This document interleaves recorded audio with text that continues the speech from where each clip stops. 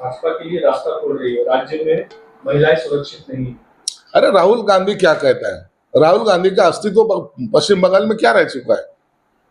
कहीं तो भी काउंट तो भी होते कि ये लोग।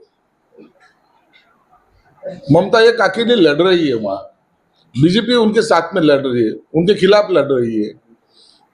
ऐसे वक्त अपना राहुल गांधी, जिसका पक्ष का कोई वहां स्थान नहीं है, कोई चुन के आएगा ऐसा कोई गारंटी नहीं है, वो लोग अभी ऐसे स्टेटमेंट देके खुद का बचाव करने की कोशिश कर रहे हैं।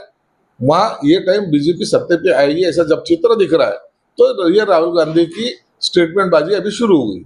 आपके भूतपूर्व सांसद राघव चड्ढा ने बीजेपी में शामिल होने के बाद कहा है, शीश महल 2 पर बोलते हुए उन्होंने कहा है केजरीवाल को कि आप छोड़ने की वजह डर नहीं है, बल्कि संगठन के प्रति निराशा, अलगाव और घृणा की बढ़ती भावना के कारण उन्होंने आप छोड़ी।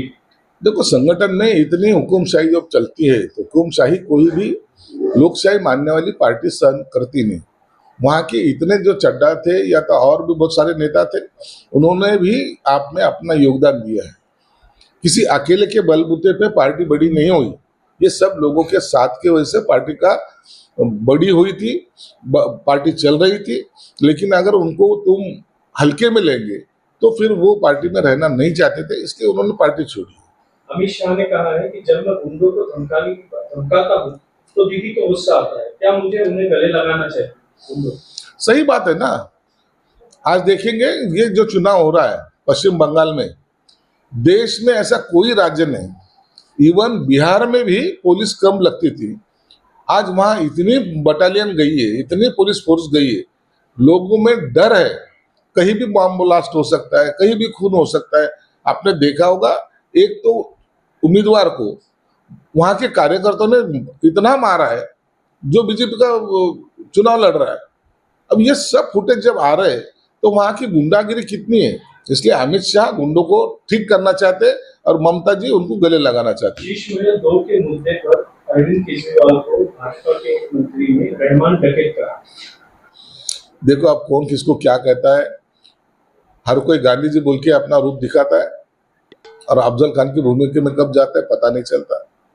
इसलिए ये पॉलिटिक्स है, कौन कौन से अपनी भूमिका बदलेगा, कहाँ क्या करेगा, इसके बारे में अभी बोलना उचित नहीं है। ये चलते रहेगा, लेकिन लोग ये सब देखते हैं। एक दिन ऐसा आएगा, लोग ही उठाव करके उनको जो चाहिए वो सरकार बनाएगी। राजनीतिक गलियारों में चर्चा है कि उद्धव ठाकरे साहब ने देवेंद्र फडणवीस साहब से वर्षा बंगले पर जाके मिले। अरे पार्टी बेचारी मजबूर है, कहीं मिलती होगी तो मिलने दो ना, क्या हुआ है उसमें। हम वहां उनका मजबूत यहाँ नहीं है तो कुछ ना कुछ तो हाथ पैर तो हिलाएंगे ना। अब मिले कि नहीं मिले वो बात अलग है, लेकिन कोशिश करना उनका भी तो काम है, वो कर रहे होंगे। उनको सब अपने शुभेच्छा हमारी।